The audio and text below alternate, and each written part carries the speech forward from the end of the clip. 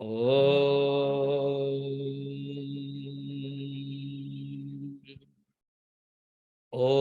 सहना भवतु सहनौ भुनक्तु सह वीर्यं करवावहै तेजस्विनावधीतमस्तु मा विद्विषावहै। ओम शांति शांति शांति। गुरुर्ब्रह्मा गुरुर्विष्णु गुरुर्देवो महेश्वरः गुरुरेव परं ब्रह्म तस्मै श्री गुरवे नमः।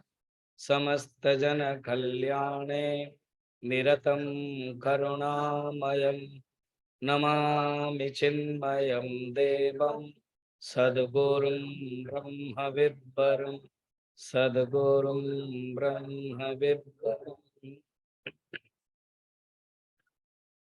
आज का विषय जो है वो है हमारी समस्या इज डायरेक्टली प्रोपोर्शनल टू मैं समस्या, माने my problems directly proportional to I am the problem. इसके ऊपर विचार करेंगे गीता के फर्स्ट चैप्टर के आधारित।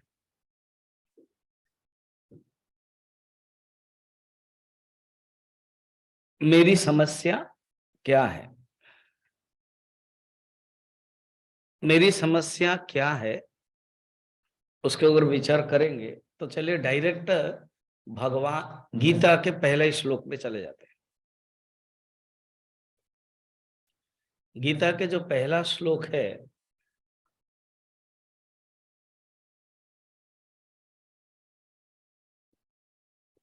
तो पहला ही श्लोक में है धृतराष्ट्र का धर्म क्षेत्रे कुरुक्षेत्रे समवेता योत्सवः मामकाः पांडवाः। खुद ही पूछ रहे हैं संजय को, मेरे पुत्र और उनके पांडव के पुत्र क्या कर रहे हैं? जब भी मनुष्य के अंदर मेरा और तेरा भाव आता है बस यही समस्या शुरू हो गया। जहां भी हम मेरा और तेरा, कल हम किसी से सत्संग कर रहे थे कि कोई भी एक होता है अथॉरिटी और एक होता है रेस्पॉन्सिबिलिटी। हमारा रेस्पॉन्सिबिलिटी है मगर हम किसी के ऊपर अथॉरिटी नहीं कर सकते।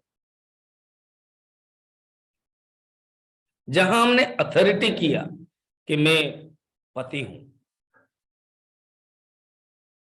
मैं पत्नी हूं, मैं पिता हूं, बस ये अथॉरिटी ही दुख का कारण होता है।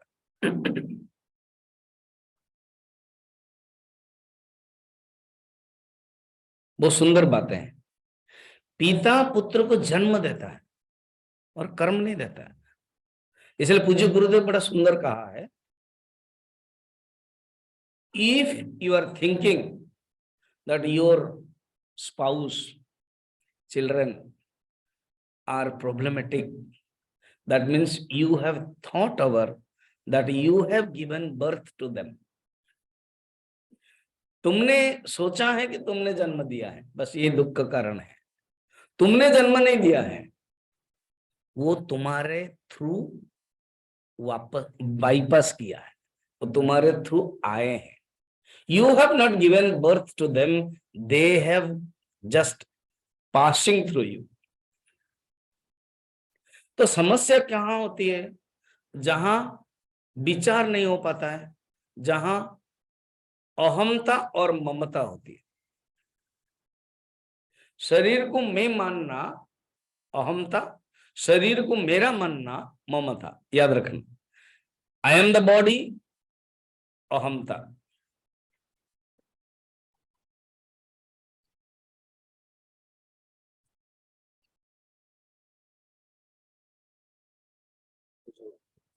वहां पर होगा अंदर। ए पीयूष, वो जो छोटी छोटी वाला है गीता किताब, हाँ वो दे दो मुझे। हो गया, जरूरत नहीं। अच्छा, आप लोग चिंता मत करो, देख सकते हो किताब में कहां से कहां तक जा रहा हूं। अब द्वितीय श्लोक से लेकर के, हालांकि ये संजय बोल रहे हैं, मगर अभी हम चरित्र देख रहे हैं दुर्योधन के बारे में।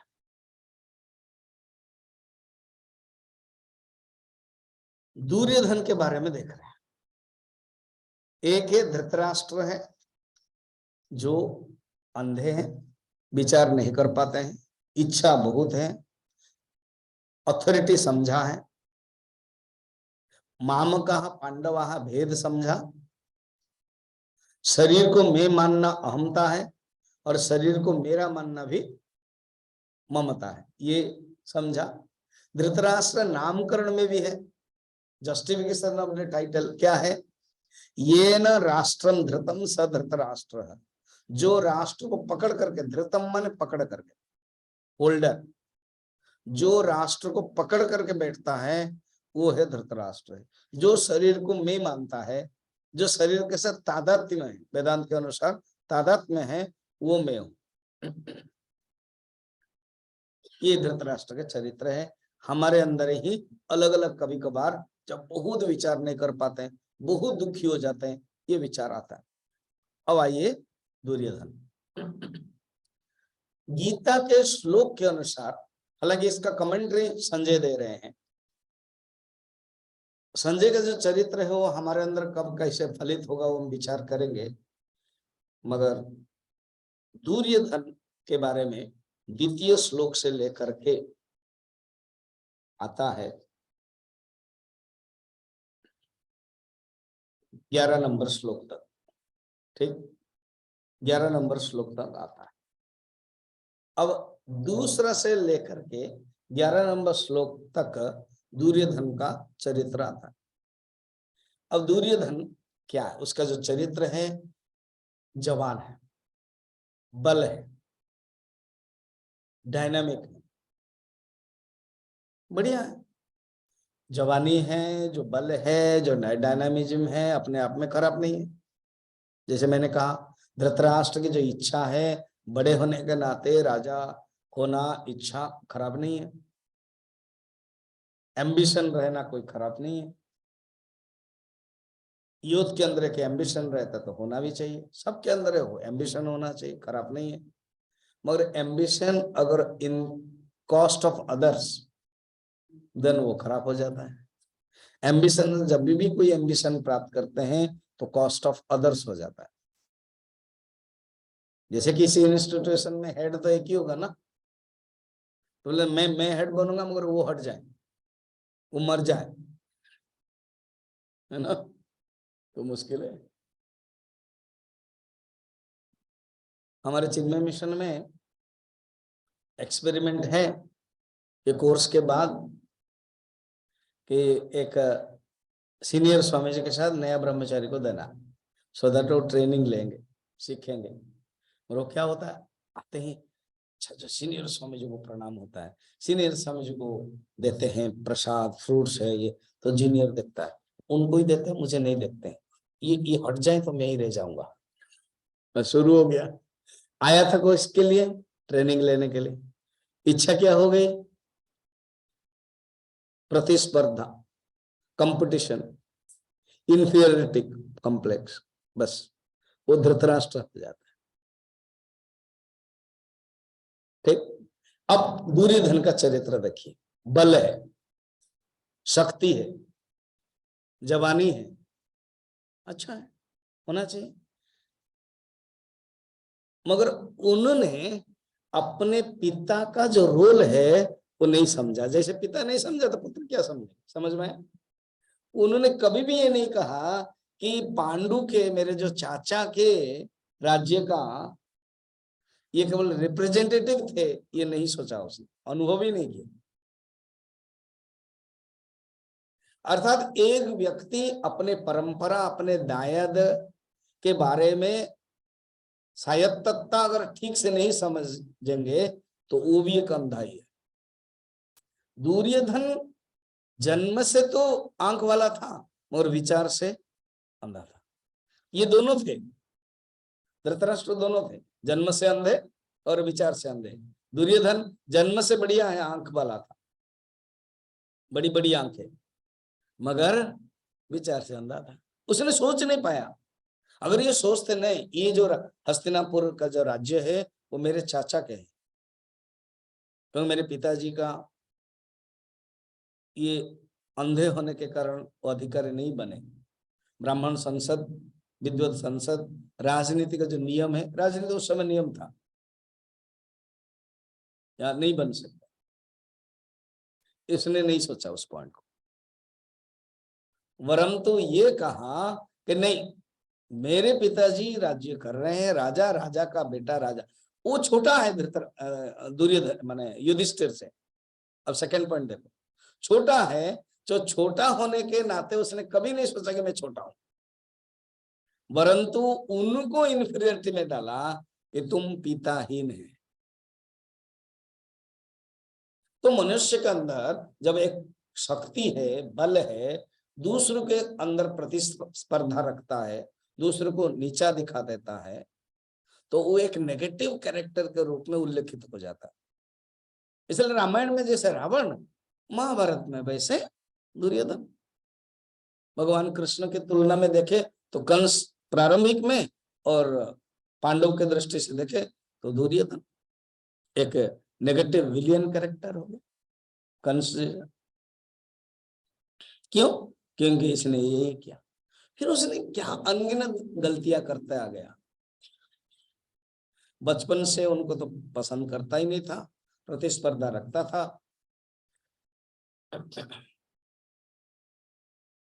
जब पढ़ाई करने के लिए स्कूल गए तो बस उस समय भी अहंकार, वहां हारता गया, स्वीकार नहीं किया।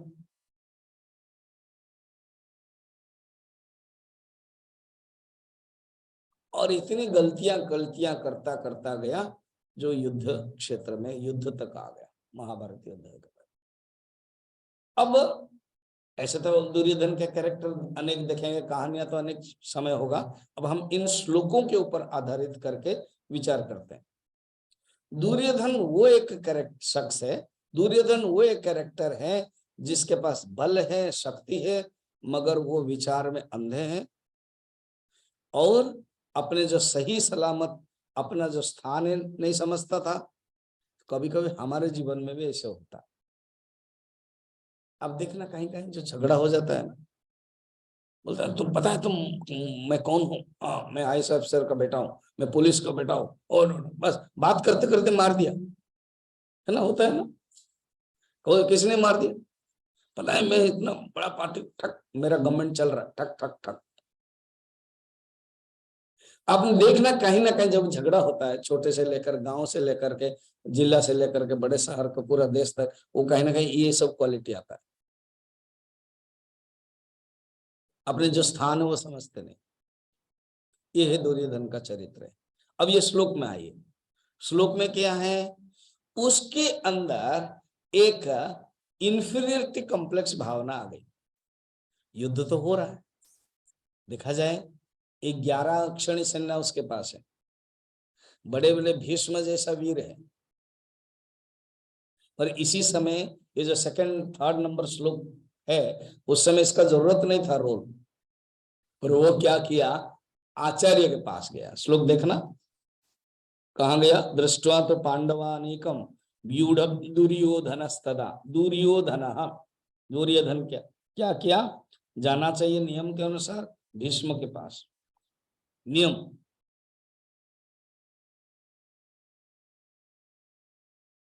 जैसे जिसके पास अथॉरिटी है, जिसके पास पावर है, आप उसके पास जाओ।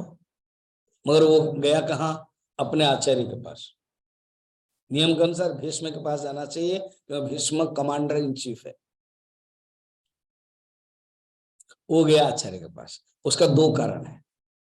जब भी कोई मनुष्य कुछ व्यवहार करता है, इंटरेक्टिव सेशन रखता है, व्यवहार में करता है, उसका मोटिवेशन उसके अंदर क्या है वो निर्भर करता है उसका व्यवहार, और उस व्यवहार में उसका मोटिवेशन स्पष्ट हो जाता है। यहाँ उसके अंदर 2 मोटिवेशन है। एक है भीष्म को वो सुरक्षित रखना चाहता कि उसके अंदर एक एक ब्लॉक माइंड है, क्या भीष्म जीवित है तो हमारा विजय सुनिश्चित है, क्योंकि भीष्म सबसे बड़े, और बात भी सही है, नंबर अगर ये टोटल महाभारत के चरित्र है से सबसे नंबर 1 वॉरियर अगर है पावरफुल भीष्म है। सेकंड आएंगे अर्जुन, और कर्ण भी कुछ कम नहीं है, मगर कर्ण को कुछ अभिशाप मिला है, कर्ण को कुछ अलग अलग और 1-2 पॉइंट मिला है, इसके पास अभिशाप नहीं है, कुछ भी अभिशाप नहीं, और अपने गुरु के कृपा वरद हस्त है इसके पास, अर्जुन के पास, और भगवान कृष्ण के सखा है, और भगवान कृष्ण के भी वरद हस्त है। पॉजिटिव पॉइंट इसके पास है। बलशाली की दृष्टि से, पावरफुल की दृष्टि से कर्ण है। देखा जाए तो एक इंद्र का पुत्र है, एक कर्ण का, सूर्य का पुत्र है। सूर्य बहुत पावरफुल है, इसलिए वो कर्ण पावरफुल, और इंद्र कौन है? सूर्य का भी राजा है, सूर्य एक देवता है, और इंद्र सूर्य का भी राजा है, इसलिए कर्ण अर्जुन के पास बहुत कुछ है। नेगेटिव बहुत कम है, उसका नेगेटिव भी पॉजिटिव हो जाता है। उर्वशी ने अभिशाप दे दिया, नपुंसक बन जाओ, वो भी पॉजिटिव हो गया, वरदान साबित हो गया। ऐसे ही अर्जुन के शैली है। अब ये हम दुर्योधन के बारे में बात कर रहे हैं। दुर्योधन मन में एक ब्लॉक माइंड रख लिया कि हमारे भीष्म रहना चाहिए, इसलिए वो भीष्म की रक्षा करने के लिए किसके पास जाएगा? वो अपना आचार्य के पास जा रहा है, ये एक है। दूसरा उसके मन में है युद्ध। देखो, अगर कोई युद्ध करने से पहले कोई फंक्शन है, कोई फंक्शन करने से पहले अगर कहीं टंटिंग है, कोई कुछ बातें हैं, तो वो गड़बड़ हो जाएगा। दुर्योधन ने गलती यही कर ली। आचार्य द्रोणाचार्य के पास जाकर के ये बताना चाहते हैं कि देखिए, आप जिसको शिष्य माना, कौन है वो? हाँ, कौन? द्रुपद पुत्र। कौन है वो? धृष्टद्युम्न। धृष्टद्युम्न जो आपका शिष्य बना, वो अभी आपका ओपोनेंट है एंड कमांडर इन चीफ है। वहां का कमांडर इन चीफ धृष्टद्युम्न है, जिसको आपने सिखाया। अभी टोटल पावर है, माने ऑपोजिट लीडर है वो। धृष्टद्युम्न द्रुपद के पुत्र है, ये बताने के लिए देखना, द्रुपद पुत्रेण, नंबर 3 श्लोक, व्यूढ़ाम द्रुपद पुत्रेण तव शिष्येण धीमता, ये बता रहे हैं, ये आपके शिष्य है। देखिए, दुर्योधन ने कितना सुंदर चालाकी की, अर्जुन के बारे में कुछ बोला ही नहीं। क्यों? अर्जुन के सचमुच कोई गलती नहीं है, और अर्जुन के बारे में बोलेंगे द्रोणाचार्य सहन नहीं करेंगे, इसलिए इसी बीच में वो उनको उकसाना भी नहीं चाहते थे। अर्जुन के बारे में बोल करके खट्टा भी नहीं कराना चाहता है। वो बड़ा अच्छा साइकोलॉजिस्ट है। वो जो बोलते हैं ना, जहां गलती पॉइंट पकड़ रहे हैं, जहां नेगेटिव पॉइंट है वो पकड़ रहे हैं। तो दुर्योधन एक ऐसा चरित्र है जो साइकोलॉजिकली खुद डिग्रेडेड है। युद्ध होने से पहले ही, जब भी मनुष्य कोई सिचुएशन से पहले, पता नहीं मैं जीतूंगा, पता नहीं मैं हारूंगा, पता नहीं मैं कुछ होऊंगा, ये जो भावना आती है, ये दुर्योधन का ही चरित्र है। फिर उसके अंदर जो भावना है वो बताता है कि उनके पांडवों के संख्या कितने हैं, हमारे संख्या कितने हैं, ये सब बता देते हैं। जब भी मनुष्य के अंदर कुछ भावना आती है, वो रह नहीं पाता है, गुरुदेव बोलते थे ब्ला ब्ला ब्ला ब्ला ब्ला ब्ला करते थे। तो अभी ये 2 से लेकर के 11 तक दुर्योधन का ब्ला ब्ला ब्ला ब्ला ब्ला है। इसलिए हम ब्ला ब्ला को जल्दी ब्ला ब्ला कर दिया। ठीक है, ये 2 चरित्र है, एक है धृतराष्ट्र और एक है दुर्योधन। दोनों में देखिए मेरी समस्या और मैं ही समस्या हूं। धृतराष्ट्र मेरी समस्या खुद ही समस्या, उन्होंने विचार नहीं कर पाए। ये मेरी समस्या में ही समस्या, ये विचार धृतराष्ट्र नहीं कर पाए। दुर्योधन विचार करने के लिए चाहता ही नहीं था, जब भी कोई विचार आता था बिल्कुल कभी सुनता ही नहीं था प्रवचन, विदुर से कभी सुना ही नहीं। वरम तो विदुर चाचा को उन्होंने अपमान किया, तभी तो विदुर निकल गए। अब आया इसमें भीष्म। अब बीच में थोड़ा से भीष्म के चरित्र आते हैं, श्लोक लेकर के श्लोक नंबर 12, श्लोक नंबर 12 में भीष्म का आता देखिए। अब भीष्म की स्थिति देखिए, 12 नंबर। तस्य संजयनन हर्षम कुरु वृद्ध पितामहः सिंहनादम विनोद्येच्चैहि शंखम दद्मो प्रतापवान। अब भीष्म का चरित्र क्या है? भीष्म सबसे बड़े पावरफुल उसी समय के थे, उनको कोई जीत नहीं सकता है। परशुराम कथा भी आपको पता ही है, जो भीष्म ने विवाह नहीं किया, देवव्रत है, शांतनु का पुत्र है, गंगा का पुत्र है, गंगा पुत्र, ये 8 वसु है। वशिष्ठ के, मैं सब कहानियों को फुट फुट करके बोल करके चला जाता हूं। वशिष्ठ का अभिशाप मिला हुआ है, क्योंकि रस्सी 8वां वसु में पकड़ा हुआ था गाय के, नंदिनी गाय के, इसलिए उसी को अभिशाप मिला कि तुम जो रस्सी पकड़े हो और तुमको बहुत दिन तक इस संसार में रहना पड़ेगा। भीष्म के पूर्व जन्म की भी कथा है अनेक, कि एक राजकुमार थे, वो कोई पक्षी को मारते समय उन्होंने इतना बाण मारा था, तो उसकी माँ ने अभिशाप दिया था, जितना तुमने बाण मारा है तुम्हारे पीठ में भी इस प्रकार के बाण लगेंगे।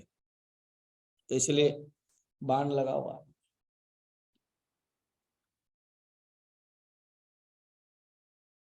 देवव्रत से, मगर पितृभक्त थे, पिताजी को बहुत सम्मान देते थे। इसी के लिए उन्होंने ब्रह्मचारी आजीवन ब्रह्मचारी रहने के लिए प्रतिज्ञा की। प्रतिज्ञा का संस्कृत में ही भीष्म बोलते हैं, इधर नाम है इनका देवव्रत, और प्रतिज्ञा इसलिए भीष्म हुआ। विवाह नहीं किया उन्होंने, सत्यवती के साथ शांतनु पिताजी का विवाह करने के लिए माध्यम भी बने। उसी से सत्यवती के 2 पुत्र हुए, चित्रांगद विचित्रवीर्य। चित्रांगद के विवाह कराने के लिए विचित्रवीर्य गुजर गए यक्ष्मा रोग से। चित्रांगद के विवाह करने के लिए वो काशी राजा 3 कन्याओं का स्वयंवर करवा रहे थे, अंबा, अंबिका, अंबालिका, तीनों को लेके आ गए। अंबा ने कहा कि मैं तो ऑलरेडी किसी को प्यार करता हूं। कौन था वो?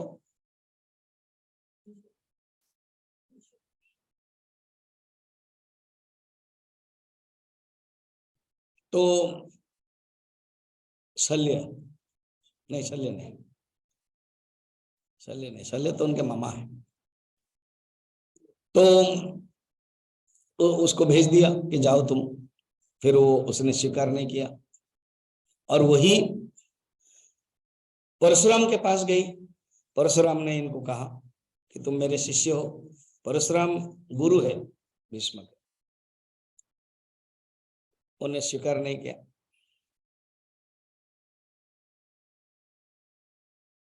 उन्होंने कहा कि तुम मुझसे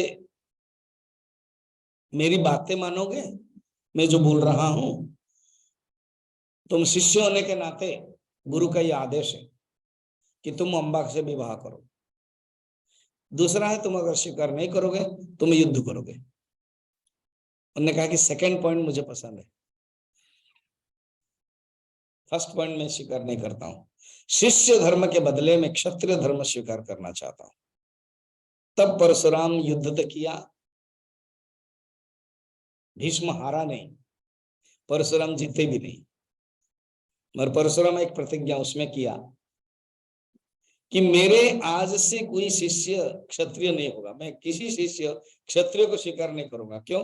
ये देखो, भीष्म को स्वीकार किया, वो मान नहीं रहा। तब से परशुराम ने क्षत्रिय शिष्य को स्वीकार नहीं किया। अब रही बातें, ये तो हो गई।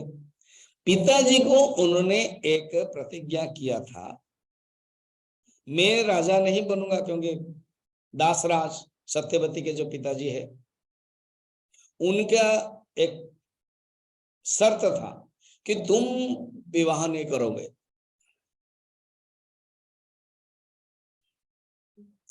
दूसरा एक है कि जो भी सत्यवती के जो पुत्र होंगे उनको तुम सुरक्षा दोगे। बस यही गलती होगी।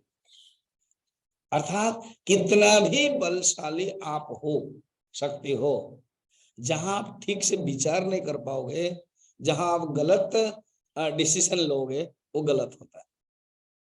जैसे भारत खंड खंड हुआ है, ऐसे उन्होंने यहां तक होना चाहिए कि मैं विवाह नहीं करूंगा, पर उन्होंने क्या किया कि जिन सत्यवती के जो बेटे होंगे वो राजगद्दी का मैं सुरक्षा रखूंगा।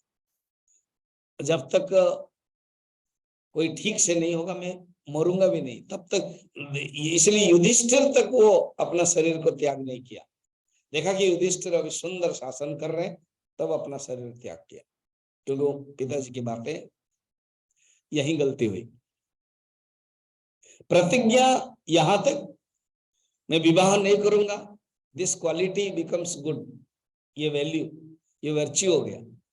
मगर जो भी राजा आएगा मैं उसको स्वीकार करूंगा, ये उनके लिए बंधन हो गया, ये उनके लिए दुख हो गया।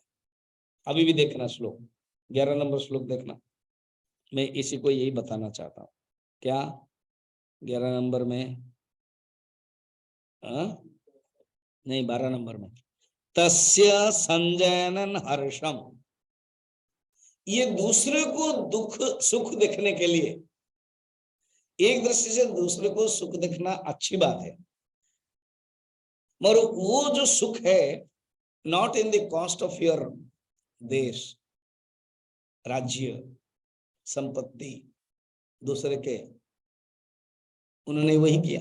अभी भी यही श्लोक में भी यही, माने गीता में भी वो भीष्म का चरित्र यहाँ प्रतिफलन किया। क्या? तस्य माने दुर्योधन का, दुर्योधन के खुश को पैदा करने के लिए। अब दुर्योधन एक ऐसा व्यक्ति, उसको कभी खुशी कराया जा सकता है?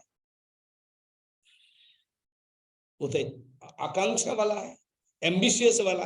एम्बिशियस व्यक्ति को कभी खुश कर सकते हो? नहीं, मगर गलती की है भीष्म। देखा, अभी मैं जब पहले प्रवचन दिया था ऐसे बताया था, हम तो सुने ही नहीं, तो हमको क्या पता, कुछ बोलोगे आप, ऐसे नहीं था। ठीक है, तस्य संजयनन हर्षम, अर्थात तस्य माने या दुर्योधनस्य, दुर्योधन को खुश करने के लिए। अरे दूसरे को खुश मनुष्य कर सकता है क्या? आप बोलोगे मैं दूसरे को खुश करने के लिए जी रहा हूं, गलत बात है यार। कोई किसी को खुश नहीं कर सकता। अगर ये धारणा आप रख रहे, मैं दूसरे को खुश कराना चाहता हूं, वो गलत है। यू कैन ओनली इंस्पायर, आप उनको प्रेरणा दे सकते हो। सुख दुख तो उसी का ही है। देखो, घोड़े को आप पानी पिलाने के लिए कहां तक ले सकते हो? नदी तक। उसके बाद घोड़े को आप अपना जो सिर है उसका मुंह तक, मुख तक पानी तक रख सकते हैं। हाँ, और घोड़ा नहीं चाहता है, कर सकते हैं। इसलिए हिंदी में कहावत है ना, घोड़े को आप नदी तक ले सकते हैं मगर पानी पिला नहीं सकते। जो खुश रहना नहीं चाहता है उसको आप खुश रखना चाहते हो, यही भीष्म ने गलती की। हमारे भी जीवन में भी ऐसे हो, सीखना चाहिए। क्या?